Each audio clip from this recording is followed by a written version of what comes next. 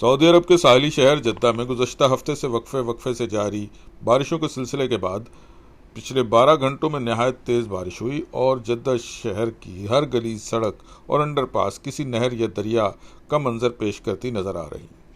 Jeddah کی بارشوں کو ترستے شہری اب اس موجودہ صورتحال سے پریشان نظر آئے۔ گو کہ بارش کی وجہ سے کوئی جانی نقصان سننے میں نہیں آیا، لیکن بہتی نہروں کا منظر پیش کرتی سڑکیں ناقابل آمد و رفت ہو چکی ہیں۔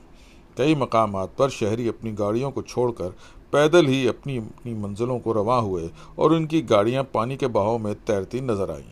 سعودی سول ڈیفنس نے اس ممکنہ صورتحال کے پیش نظر موسمی وارننگز جاری کیں، لیکن کئی شہریوں نے اس پر کان نہ دھرا اور نتیجتاً مشکل اور پریشانی میں پھنس گئے۔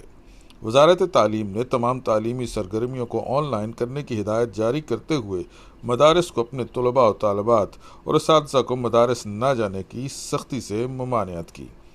جہاں لوگ سڑکوں پر کھڑے پانی سے پریشان نظر آئے، وہیں کچھ منچلوں نے اسے تفریح کا بہانہ بنا لیا اور وہ سڑکوں پر جمع پانی میں تیرتے نظر آئے۔